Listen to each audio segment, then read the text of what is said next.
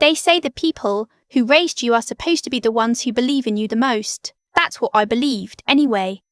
Right up until the morning my father slid a folder across the kitchen table and told me, in the same calm voice he used to discuss weather, that my position at the company was being eliminated. Not restructured, eliminated. I was 28 years old. I had spent 4 years building the client services division of my family's commercial real estate firm from a scattered mess of spreadsheets and handshake deals into something that actually ran. I knew every account. I knew the renewal cycles, the pain points, the names of clients' kids. I had tripled our retention rate in 3 years. I did not have a title that reflected any of that, because my father believed titles should be earned slowly, which I had accepted, because I trusted him. The folder had my brother's name on the tab. My father said my brother needed something to anchor him. He said my brother had been struggling since his divorce, that he needed a role with real responsibility, something to rebuild his confidence. He said the firm needed someone who could take the division forward, someone with fresh energy. He used that phrase twice, fresh energy. As if I were a carton of milk that had been sitting too long. I asked him what I would be doing instead. He said they'd find something for me. Administrative support maybe, or I could take some time, figure out what I really wanted. I was 30 years old by then. I had been working at that firm since I was 24.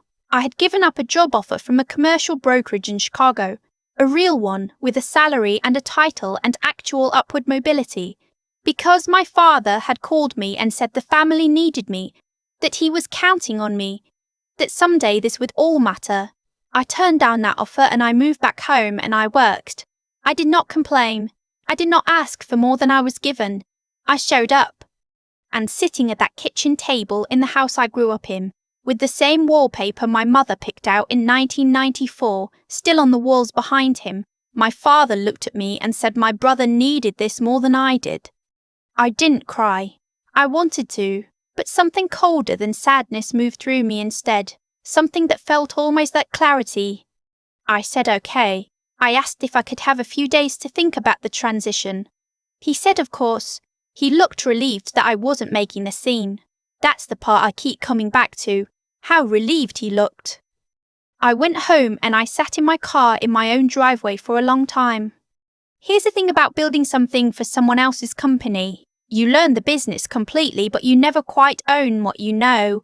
All the institutional knowledge, the relationships, the systems I had built on paper, those belonged to the firm. My name wasn't on any of the client agreements. My father had never gotten around to formalising my role, which I had brought up twice and been told wasn't urgent. But I had my own records. I had kept meticulous notes, not out of suspicion, just out of habit, because I'm organised and I like knowing where things stand. I had every email, every proposal I had written, every strategy memo. I had documentation of every account I personally saved from churning, every contract renewal I had personally negotiated. I didn't do anything with any of that, not yet. I just made sure I still had it. My brother started coming into the office the following week. I was given a desk near the reception area, which was humiliating in a way I can't fully describe. I had been running meetings in the conference room 2 weeks earlier, and now I was answering the main line when the receptionist was at lunch.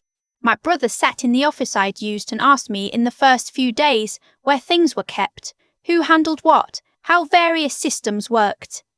I answered his questions, completely and accurately. I showed him everything. What I did not do was interpret anything for him. I did not explain the relationships. I did not tell him which clients needed careful handling and why, which accounts were fragile, which contracts had complications buried in the renewal clauses. He didn't ask those questions because he didn't know they were the questions to ask, and I didn't volunteer. Some people would call that petty. I call it honest. He had been given my job without asking me. I was not required to give him the judgment that came with it. My mother called me that first weekend. She said she hoped I wasn't upset, that family comes first, that my brother had been through so much. I told her I understood. She said I was always the strong one. I said thank you. We hung up and I made a cup of tea and I stood at my kitchen window for a long time watching the neighbour's dog run laps in the yard next door. The strong one, that phrase. I had been called that my entire life, by which people generally meant, she can handle it, so we don't have to worry about her. The strong one never got asked how she was doing. The strong one never got the job she built from scratch. The strong one got a desk by the reception area and was told to be supportive. I started updating my resume that night. I reached out quietly to 2 former colleagues, people I had worked with before the family firm, people who knew my actual capabilities. I didn't announce anything. I didn't tell my parents. I just started having coffee, making calls, seeing what was out there. 3 weeks in, my brother made his first significant mistake. One of our anchor clients, a property management group that handled a portfolio of mid-sized commercial buildings across the metro area, had a contract renewal coming up. It was a complicated account. The principal contact there, a woman who had been with the company for years, had very specific preferences about how communication was handled. She didn't like surprises.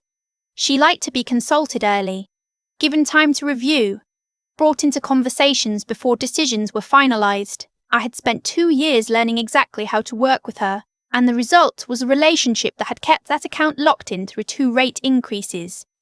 My brother sent her a revised contract with a 7% rate increase and a note that said he looked forward to her continued partnership.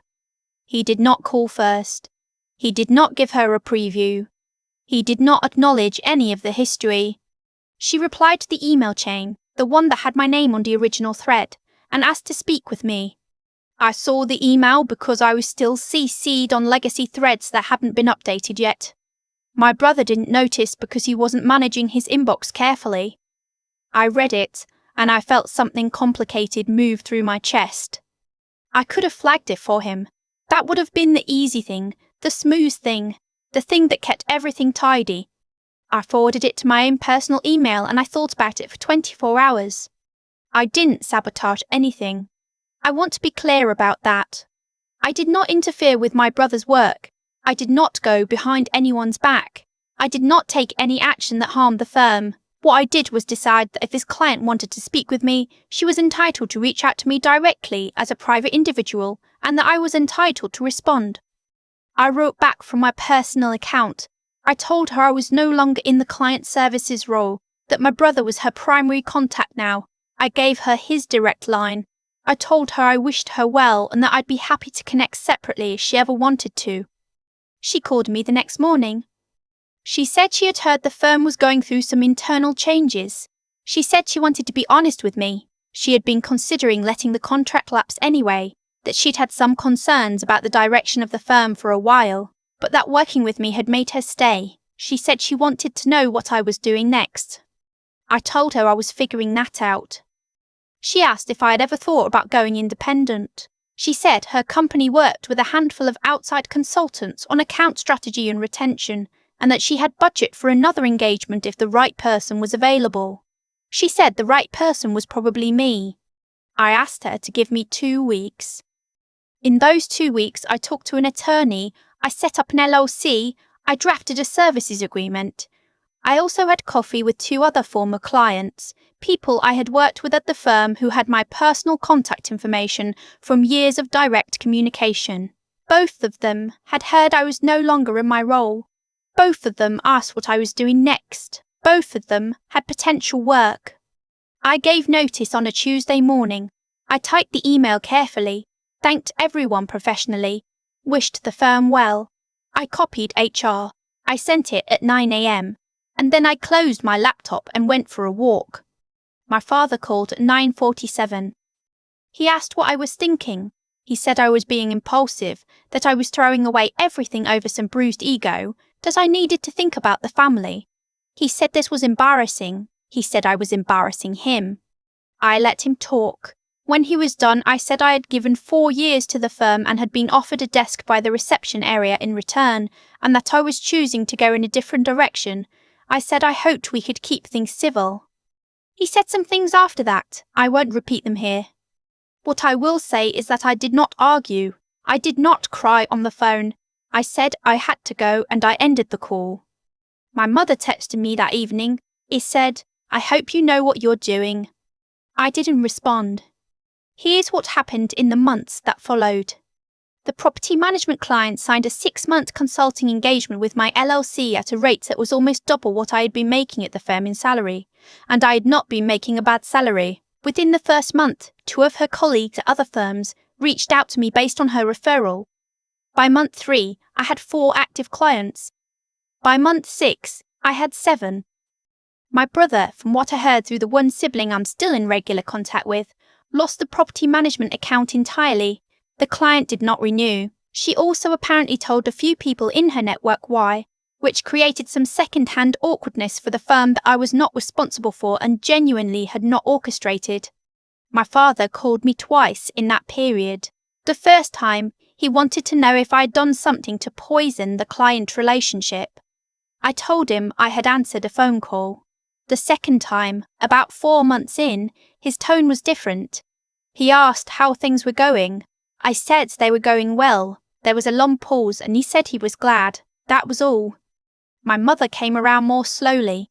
She took me to lunch about 5 months after I left and told me, in a careful way that was as close to an apology as she has ever come, that she might have misread the situation, that she hadn't fully understood how much I had been carrying. She said she was proud of me, quietly, like it was something she wasn't sure she was allowed to say.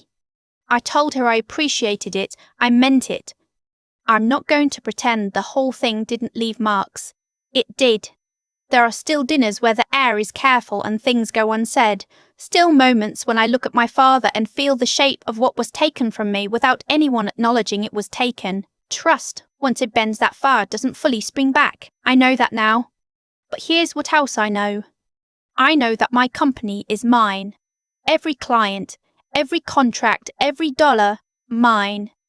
My name is on the agreements. Nobody can hand my work to someone else and tell me to be supportive about it. I built something twice now, and the second time I built it for myself, and nobody can touch it. Someone asked me recently at a networking event whether I had any regrets about leaving the family firm. She was young, maybe 24, and she looked like she was in the middle of her own impossible calculation.